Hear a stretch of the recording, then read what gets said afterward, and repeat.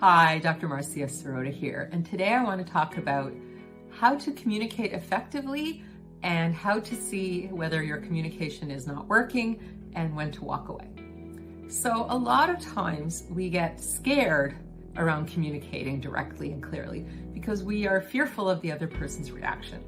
And I want to say two things about that. Number one, if you're truly fearful for your safety, then this is not a person you should be in a relationship with. You should never be connected in any way to anyone who you fear, like real fear. Like if you're afraid they're going to be explosive in their anger, or if you're afraid they're going to be physically violent. This is not a person you should be in a relationship with. You deserve to feel safe in every relationship, both personal and professional. So if you are in any relationship where the thought of communicating brings up a lot of fear, then it's time to figure out an exit strategy. Figure out a way to get away from this person because this is not a person you should be around. Having said that, there's also other fears that we have when we're communicating with people. We might be afraid that they're unreasonable, or that they'll be defensive, or that they'll gaslight us, or that they'll be, angry. But, that is about them. So communicating effectively, if you do it the right way, then you can find out a lot of information about the person that you're with. You can find out if the other person is reasonable, is not defensive, is open to feedback, is open to hearing your needs and feelings, and if they are the kind of person that you should be continuing to be in a relationship with because you can express your needs and feelings with them. So it's important to know how to do it so that you understand whether the person is difficult or problematic, or whether it's because you have communicated poorly.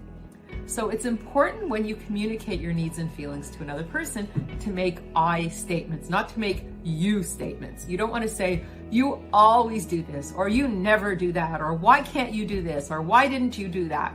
Because that puts anyone on the defensive, and that's going to sabotage your attempts at communicating effectively and getting your needs met in the relationship. So you make I statements, and you can say, when you did this, I felt that, or when you said this, I felt that. You can say, it would really be great if you could do this for me. I would really appreciate it. I need this. I want this. I would like this. And you can say, when you did this, this made me feel that, or I would really like it in the future if you didn't do that because it made me uncomfortable.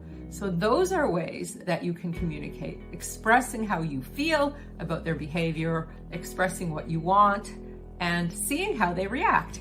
If they are very aggressive, if they are defensive, if they say they never did what you said that they did, if you say, I really wish that you wouldn't spend so much money, and if they say, I don't spend so much money, I don't know what you're talking about, that's a problem. So watch for the red flags: defensiveness, gaslighting, aggression, bullying. If they make you feel that they're going to snap if you open your mouth, again, that's another person that you shouldn't be around. But those are all red flags, and they should be taken very seriously. And you can see them not as a problem with you, but a problem with the other person. And when there is a problem with the other person, that is time to consider walking away. So I always say that you should only do this effective communication with people that, number one, you don't fear, and number two, you have a sense that they're going to be reasonable and responsive. And if you have a strong sense that they're not, because you have experience with them being very defensive or aggressive, or even resorting to gaslighting or bullying tactics, then there's no point to even bother. Effective communication relies on two people. It's not just a one-way street. You need the other person to listen, to consider what you have to say, and to not be defensive or aggressive or in denial about what they've done. And also, you need them to be open and responsive to your needs. So if you say, I really would like it if you could do this, or I really would like it if you didn't do that, you need someone who's open and who says, oh, you know what? Okay, I hear you. I see you. I get you. And if they don't do that, then that's a problem. So if you have communicated effectively with someone that you suspect is open and reasonable, and they're not, then that's information for you. And if you have decided that someone is really not open and reasonable and might even be scary, then that's a person that you should be walking away from. So now it gets us to part 2 of this conversation, which is how to walk away from a relationship. So if you're in a relationship with someone who is scary to you, someone who makes you feel fearful, you need to be more strategic in your exit strategy because you don't want them to get more angry. You know, a lot of domestic violence and even murders are caused at the time of departure when the person is leaving or trying to leave because the person who's on the aggressive side gets more angry and out of control, and they can be violent and even murderous. So it's so important, if you're really fearful, that you strategize and you figure out a way to do it that is, you know, not going to put you in harm's way, that is going to keep you safe. And there are many hotlines you can call. There are many different resources that you can connect with, including shelters that will give you support and help in exiting relationships where you feel fearful for your safety. Now, if your safety is not a concern, then you have to just figure out which is the best way for you to leave the relationship. You know, if you're living together, if you're cohabiting, if you own property together, obviously you need to get a lawyer involved because you need legal support. Because a lot of times, surprisingly, this very nice person that you've been living with, when you leave them, suddenly they stop being so nice and they start becoming more aggressive or combative. So get yourself some help so that if you are leaving the relationship, you know your rights, number one, your legal rights, and you are protected and you have some recourse. You have the professionals supporting you. You might also benefit from having psychotherapy because it can be very stressful to extricate yourself from a relationship, and you might feel a lot of guilt or a lot of shame or a lot of fear, and this person can help you process your emotions and work through everything so that you do the right thing and you make the right choices for yourself, and if there are children involved, as well for the children. Okay? Now, if it's simply a dating relationship or a friendship, it's a lot less complicated. There's no property, there's no children involved, there's just you and the other person. And if you're trying to extricate yourself from a relationship, there's a couple of different ways to do it. Sometimes you want to do it in person, and it depends on, you know, that relationship, if you feel like that's the best way to do it. But sometimes it's better to do it over the phone, not by text, because that's rude, and not by email, equally rude. But over the phone is a nice way because sometimes the other person really can feel very bad when you are rejecting them. They can feel really sad, really upset when you're face to face, especially if you do it in a public place where, you know, there they are sitting there having been rejected in this restaurant or coffee shop, and they're like, what do I do now? So if you do it over the phone, it saves them the embarrassment of being face to face with you being rejected and also being in a public place. The other thing is, if you do it at your place or at their place, again, it might get a little heated, it might get a little uncomfortable, and if you don't want to take that chance, better to do it by phone. Phone is a nice vehicle. I know lots of people don't use their phones these days for anything, but phone is a good vehicle because you have your voice, which can convey a lot of warmth, a lot of empathy, but you're not face to face, so the other person doesn't have to see your face, and you don't have to see their face if they are feeling hurt or upset, and they're less humiliated. So, you know, you don't have to make them feel bad. You're sparing their feelings. And that's one way to do it. So you can do it in person if you feel that that would work out, or you can do it by phone.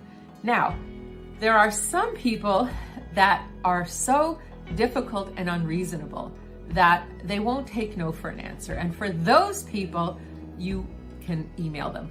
Those people don't respond well to a phone call and won't let you get off the phone. They'll just keep saying, but why? But why? Give me another example. Give me an example. Tell me why. I don't understand. Because they just don't want to take no for an answer. It's not that they don't understand, and they don't need all those examples. They're just holding on, and they're trying to basically talk you out of it. So those are people who are best broken up with emails. So you just give them a short email. You know what? Dear so-and-so, I just wanted to let you know that I don't feel that this relationship is working for me, and I think it's best that we both go our separate ways. I wish you all the best in the future, but it's over and I'm not going to change my mind. So please do not contact me again because I don't want to discuss this with you. I would just rather carry on with my own life and you carry on with your own life. If I happen to see you around, I will be polite with you, but I do not want to have any further conversations with you. Sincerely, so-and-so. And that's the best way to do that with somebody who's very difficult and very unreasonable, because you've made your point, you've been very clear, you've told them not to contact you. Now, there's a really important part 2 of that. If they reach out to you, you do not communicate with them. This is a big mistake that so many people make, because they feel, I feel bad for the person. They feel guilty. Or maybe they have this pathological hope that, maybe we can get back together. Don't do it, because you're just going back to this person that you broke up with for a really good reason. So if you have broken up and told them you're done, then be done. The other thing is you undermine your credibility if you say, don't communicate with me, I don't want to talk to you again, and then they reach out and you talk to them. So then you've just made it so that they don't have to believe anything you say anymore. They don't have to take you seriously because you have contradicted yourself. So that's a no-no. If you break up, stay broken up. Don't receive their calls, don't receive their emails, don't respond to their texts. Don't communicate. And that will also help you let go of them, because when you are with somebody, one of the things that happens is when we are attached, we can have all these hormones circulating in our bloodstream that make us feel more attached, oxytocin and all these endorphins, and it takes a while for all those hormones to wash out.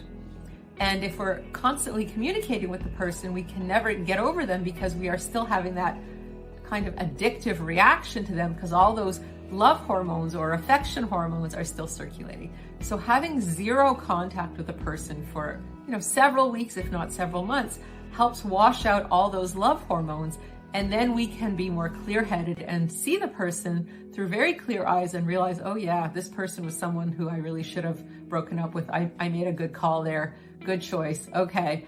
But it's very hard when we're filled with all those attachment hormones to not get caught up again in the relationship if we communicate. So that's why it's so important to have time and space away from that person, because those attachment hormones need to wash out. They need to you need to get rid of them out of your system. And it's not just a mental thing, it's actually a physiological thing. So taking that time and space away from that person is really important. Not continuing to communicate for 2 reasons. 1, so that you can let go, and 2, so you do not undermine your credibility and make this person not take anything you say seriously. So those are the ways that you want to be effectively communicating and also breaking up in a very healthy, positive way. Now, if someone is stalking you, here's another thing that's really important for you to be aware of. If they are showing up at your door or showing up at your office, that's actually harassment. That's not okay. You do not have to let them in. In fact, don't, because you don't know what they're thinking or feeling, and it might not be good. So don't ever feel guilty for saying, no, you can't come in, or you shouldn't be here, or please go away, I told you I don't want to see you. And if you are feeling fearful, call the authorities, call the police, do the right thing for yourself. Don't feel guilty, don't feel responsible for them. Take care of yourself, set your limits, set your boundaries. No, you can't come in, no, I won't talk to you. Don't let them in. So many people are assaulted by their former partner when they open the door to let them in because they feel bad, or because they are telling themselves, oh, but it's my former partner, what could they possibly do?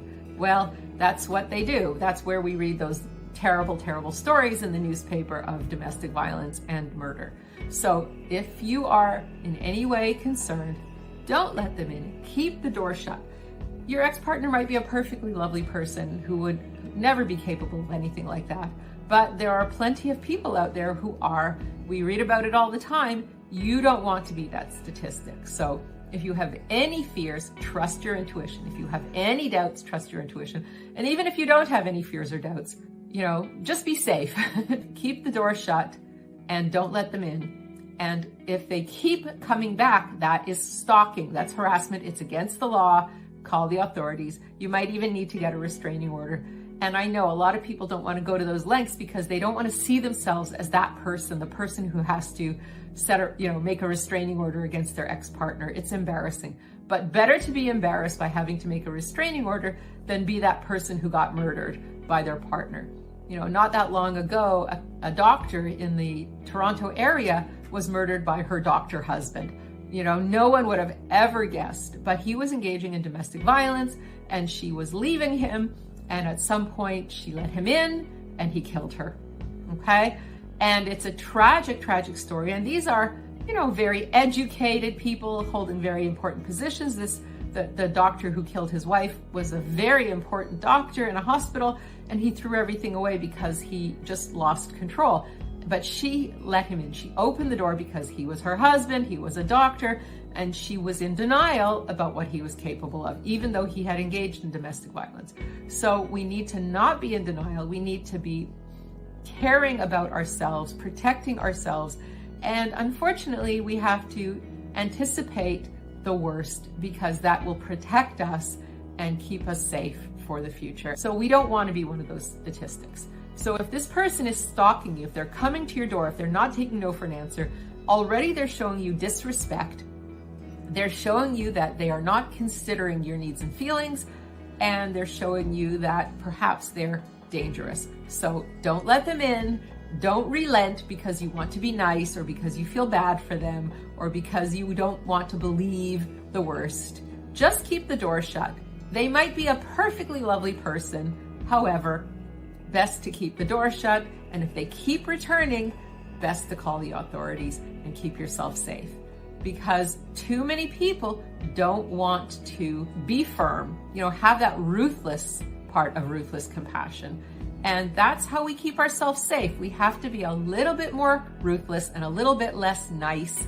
And that's how we, live to find another romance down the road that might be a little bit easier and a little bit nicer and a little less difficult.